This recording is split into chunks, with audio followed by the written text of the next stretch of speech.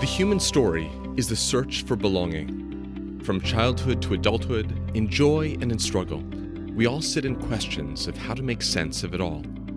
What is our place? Why are we here? What is our story of searching? Join us in conversation with community members, each sharing some of their own story. I am Ben Spratt, and this is Belonging. I have the honor of getting to sit with one of my teachers and dear friends, Jane Dystel, who, in addition to being a legend here at Rodeph Sholom, is also a legend out into the world of publishing and the wonderful world of books. So there are many ways to tell Jane's story, but I want to capture a few of them. So first and foremost, she and her husband, Steve, proud parents of Jessica and Zach, they are two of the mainstays of Rodeph Sholom, and Jane here in our congregation has held pretty much every position of leadership you can have.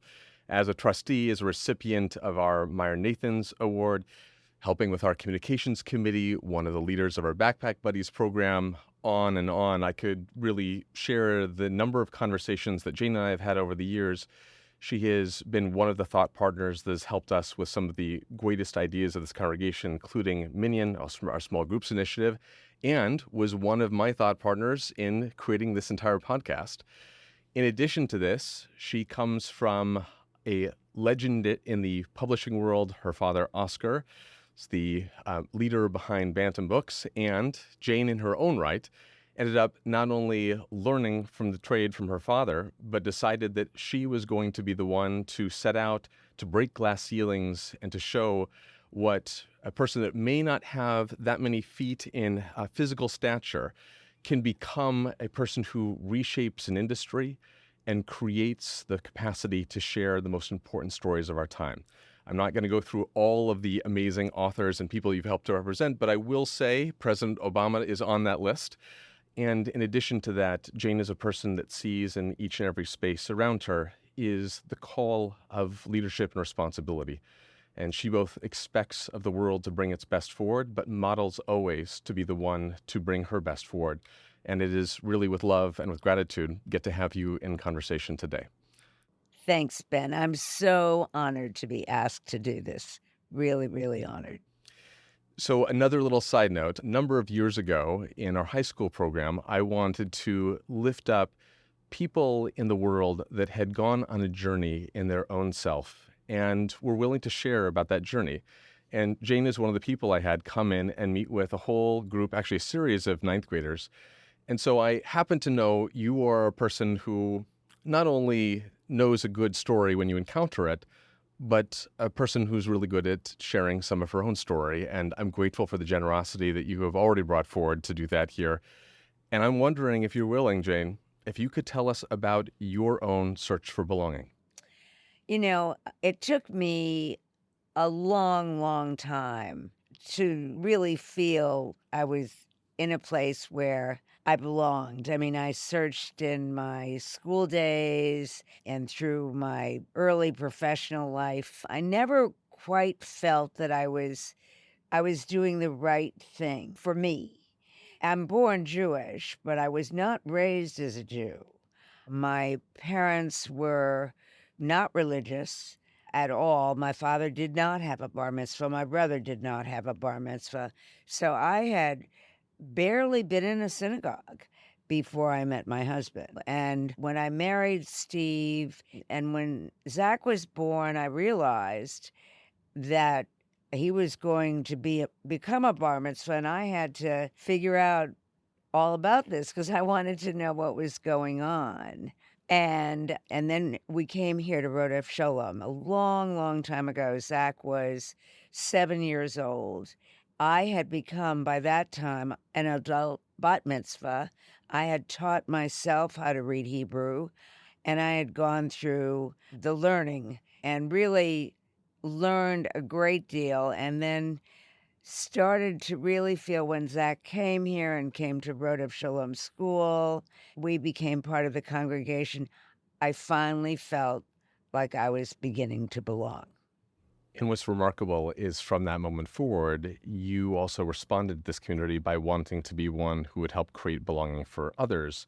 Because again, I think there's at this time in our society, there are very few people that choose community and recognize that community doesn't just happen. We don't just get to enjoy it. We actually have to be the one to plant the seeds so we can reap the benefits of it. And I feel like you've always known that, but I'm just curious how that got in your head and, why you've kept on this journey with us. I don't know. I don't know where it came from, but I think there was a time my brother sadly had multiple sclerosis, and for a long time, for 30 years.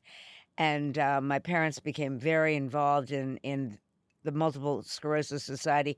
And here, I mean, we all know that when I don't think something's happening, I'm going to reach out and say so.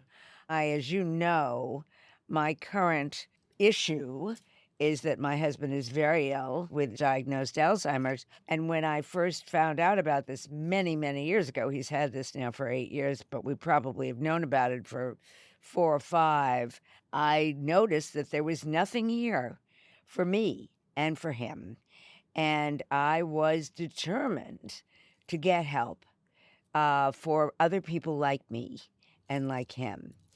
When I started this journey, I knew nothing. I had to find out everything by myself. But I found out so much, and I met so many people, and I learned about treatments, and I learned about how valuable support of caregivers for caregivers is. And so many people have said to me, this has saved my life. And it really does. I just had dinner. I made dinner in the country for a very old friend who just finally told me that her husband has dementia. But she didn't want to tell anybody because of the stigma. I know other people here at Rodeph who have shared with me that their spouses have just been diagnosed, but they can't say anything. And I've tried to explain to them how damaging that is. So many times I have heard that it's the caregiver who dies because they just store it inside. And you can't do that. You just can't. You really, really, really have to become part of a caregiver's group. It makes all the difference in the world. You have to meet people. You have to let go of yourself and know that they're there for you. They are critically important to your life, to your health, literally to your health, and I guess ultimately for their loved ones, because if they're not there 100%, it's going to hurt everybody. And, and I know we've spoken about this before, Jane, but I think for any of us who go through experiences that wound us, things that take especially the most precious parts of our lives and rend them apart, there's a way where that wound can move us in so many different directions. For many of us, it inspires anger and resentment. For many of us, we try to go and cast blame outside. But there's the rare people that look at that wound and figure out, oh, I can't be the only one facing this wound. And how do we at least knit together, not because it makes it all disappear, but because we realize we don't have to be alone in it. And I remember a long time ago, one of my dear friends ended up committing suicide, took their own life. And I remember so many people around me being so uncomfortable. People tried to offer platitudes and, well, at least she's in a better place, and all of the things that actually just sound terrible in the moment, but are coming from a place of just people don't know what to say. They don't have the words. And I remember one person who had gone through a suicide in their own family and sitting with them, and it wasn't any particular words that were said. It wasn't somehow like just giving me a pat on the back. It was just somebody who could say, it's awful, and I'm still here. And it's awful, and you can still be here. And I think that in a city like New York, where we have so many different identities, so many different journeys, almost every experience is shared by other people here. and yet so much of it remains hidden. And I feel like that's part of what you encountered is, here at Rodeph Sholom, we have many families that are on the journey of memory loss. But when we first tried to find a way to bring some of these families out of the woodwork, nobody came. And as we started to sit with them, it was all about fear and stigma and shame. I know some of the pain of what you've dealt with these past years is the people who haven't known how to reach out to you or been unwilling to. And I think it's, damaging also to the congregation, to community, because again, we're at our best when we reflect the full range of human experience. And when anyone, no matter what they're going through, can come in and know they'll be held, not from a place of pity, but from a place of empathy and understanding. And not everyone understands what you go through, Jane. Not everyone understands what each day that you spend with Steve is like. But there are some who understand whispers of it or understand their own refractions of it. And, you chose this year to start up a minion group, to try to make sure that others who right now probably feel alone, that you were able to make sure they didn't feel alone. So you were able to give to them the very thing that you didn't receive. And I can't think of a more powerful response to the world. And I want to add to that group. I want so much to help as many people as I can, because I know how different I felt once I was being helped. I mean, and now, I really have a good network of people who are involved with this caregiving community, and I really feel strongly about it. And because I feel so strongly about Rodeph, I want as many people as I can find. I want to help them. And we need it. And I think about, there's a beautiful image in the Talmud. Rabbi Yossi, he talks about there once being a blind man who was walking around in the middle of the night holding a torch. And people ask, why would a blind man be holding a torch in the middle of the night?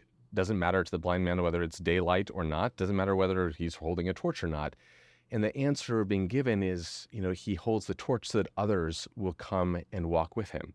And so he both gives the light that allows them to find their way, and they walk with him so that they can help him find his way. And it's that mutuality. It's that sense that there's not the single person that has salvation that makes it all worthwhile, but for all of the lackings we may each of us have, there's some torch we can light nonetheless. I just feel like that's the way you kind of go through the world. You are a person who is, in every moment I've ever seen you, Jane, always embodied strength, always embodied determination, never willing to simply accept mediocrity. And I was wondering if we could unpack some of that, because again, from what I know in your life, not only the journey that you are walking right now with Steve that brings such heartbreak forward, but you've encountered a fair amount of adversity in your life. It has not always been easy, just a little bit. And I don't know if you're willing to tell us some of the story, but I feel like part of what makes your strength remarkable is because it's connected to a journey that has not always been easy, and it's not always been inevitable. You could have responded to 1,000 things in a different way. And I'm just wondering if you can tell us some of that journey, some of the story that led you here. I mean, growing up as I did, whether they were religious or not, we were a Jewish family. And my brother was a year younger than me. And yet I was fairly invisible for probably the first 25 or so years of my life, except that he was the one who all their hopes and dreams were on, and I was just sort of supposed to get married and have kids. And sadly, he got sick. He still did okay for a little while after he was diagnosed with MS. But I really had to struggle, first of all, just to be seen as a young woman and as a growing up. And then my father, especially, his hopes and dreams just transferred like overnight. And I was like, oh, wait a minute, what happened? Now I'm not supposed to get married and have kids. I'm supposed to have a career. And I was in book publishing, but I wasn't, this was just a part-time gig. I was going to get married and have kids. Well, I did get married. I didn't have kids for a little while, but I struggled for those first years just to be noticed by my parents, my father. And I had been an agent, I guess, for a year and a half or two, and he had a lot of very close cronies in publishing. He was retired. And he came to me, I guess we had lunch one day, and he said, so and so and so and so and so and so and so and so said, you are really doing great. I'm amazed. And, from then on, he was really first absolutely flabbergasted and then very proud of me. I mean, one of my big obstacles when I started to really, really build my career, and that only began when I became an agent, was my father. And I mean, people were really trying to shoot me down, being his daughter, and she's only going to be successful because of him. And as an agent, that's impossible. I mean, that's just totally impossible. You're only as good as your clients, and I'm very proud of my clients. So it was a real struggle. I think I don't know what the percentage is right now, men against as opposed to women. I really don't know what it is, but the percentage has changed considerably. Well, the business has changed considerably. It is much more difficult today than it was when I began. Now looking at an industry that I'm sure mostly has no idea what it was like decades ago. And you were one of the trailblazers. You were one of the people who broke glass ceilings and opened doors for so many. And you've shared this with me, but I also know that you decided to step forward as an agent at a time when the industry as a whole was still dominated by men. And I know that it wasn't just getting the pride of your father, but just the world as a whole to take you seriously. And under your time, you have seen the rise of digital books and the explosion of audiobooks, and I know with each of these twists and turns, you found a way of pivoting and pirouetting and nimbly adapting. And I know it has not been easy. It's been it's really been kind of amusing to watch because at every step, book publishing was just going to collapse. You know, I mean, people would come to us and say, "Oh no, no, no, no, there are going to be no more printed books," and I would say, "Are you kidding?" When ebooks came in, I mean, everybody was predicting the fall of print books. I mean, it was ridiculous. And I had seen it before with audiobooks when I first started were very hot, and then they died. Mass market paperbacks that my father published, they were very hot.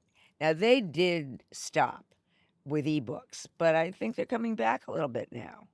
So everything comes back. You just have to be patient. And I always say this, there are no new ideas. It's just the way they're presented, and that's really true. And I'm sort of big into meditation, which is, just thinking things through and positively. So whenever I hear something like this, I take several deep breaths and I say, "Wait a minute. This is not the end of the world." And I really believe that's true. Isn't it interesting? But I feel like there's this obsession or fascination with the apocalyptic. It's so easy for us to assume the sky is falling and everything's going to come apart. And any student of history will see, there is nothing new under the sun, as we read in Ecclesiastes. And you live in an industry long enough, and you start to see ideas come back around again and again. It's interesting because it doesn't take a great deal of searching to find evidence that something is collapsing or something is bringing us to the brink of existence. And it isn't to say we should not have concerns or worries about anything, but it is good to have the practice of take a breath. People have said we're coming to the end again and again and again, and somehow we're still here. And then I wonder, and this is something I'm curious. You have to smell out the stories that are worthy. You have to. And as you said to me before, you're looking not just for the words that are on the page, but the person behind the words as well. And I'm wondering, how do you smell out the people who are willing to go beyond the surface story into that little kernel of humanity that needs to be lifted up? How do you smell that out? If I want to read it, I'm going to represent it. I mean, that's the end of it. It's so it's somewhat personal, but I really do believe that I personally represent a lot of the market of readers. I'm not particularly intellectual, but I always think about who the reader is. I've got to be able to identify that person. If I can't represent the project. I was thinking in my own, a little bit in my own story. I remember one of my teachers in college, who was my English professor, was talking about great stories and lifted up the Bible as a great story. And, people in the class, many of whom, did not come from a religious background of any kind, said, that's ridiculous. Why would the Bible be a great story? And my professor said, it's because it starts with families. Gets yes into like national, wars and tropes and, finding God and revelation and things like this. But it starts with families. And that if you want to understand the universe, you have to start very close in and seeing what happens in the individual human heart and what happens in families. And look, you have an interesting family, I have an interesting family, and there's something powerful in thinking as a storyteller or as the one who lifts up the storytellers of the world. How do we look close in a way that's relatable, where people can see themselves in the story? And the most powerful ones are the ones that aren't coming down on high. I have achieved the truth and I'm bestowing it on the people. It's in the struggles. It's in the fractured families, in the daughter who felt unseen and unheard. And for, being one of four boys, to look at both the way in family we come to understand what love really means, but also what loneliness really means, what disappointment really means, what hope really means. So looking at your family, the family that you've come from, and the family that you helped shape, what are some of the biggest pieces of wisdom you feel like you have gleaned from that well of experience? Well, I think that in my parents, both in their upbringing, because they came from very, very poor backgrounds and achieved great success and fought some real battles. I cannot imagine losing a child and going through that for 30 years. But they really were quite remarkable people to seeing my children. I hope I had something to do with both of them. I'm very proud of both of them. I really am. And very thankful to have them with me right now. And, the pride that I know you have for Jessica and for Zachary, is evident in every conversation, every space.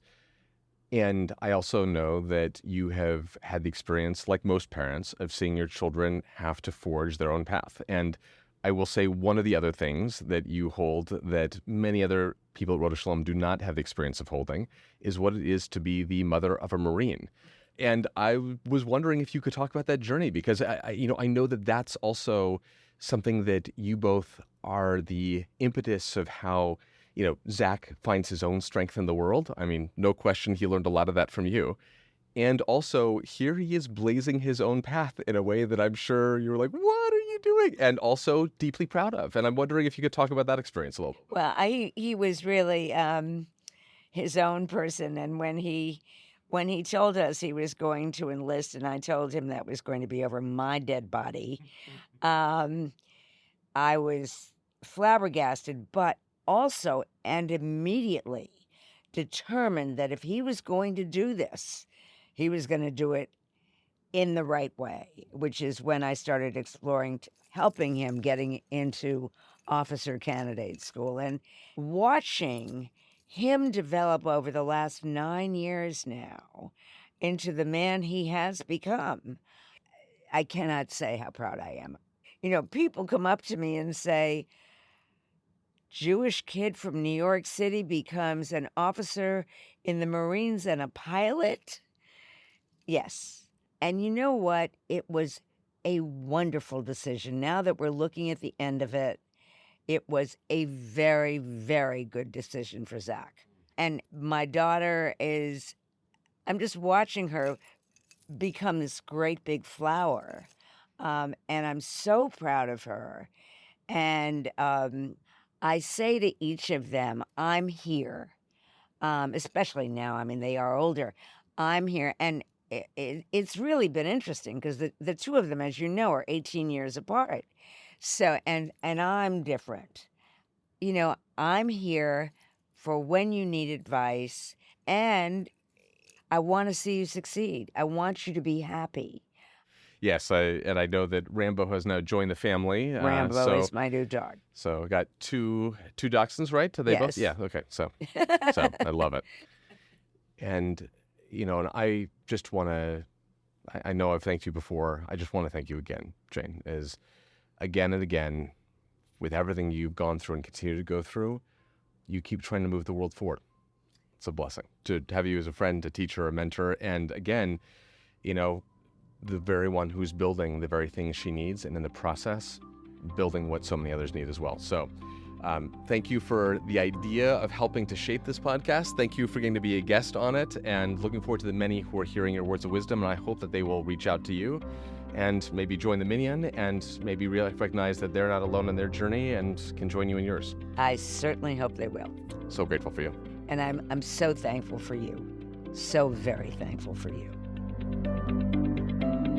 Thank you for joining us and listening to this story of belonging. Stay connected with us on Facebook and Instagram. For more information about CRS, visit us online at rodeph sholom.org.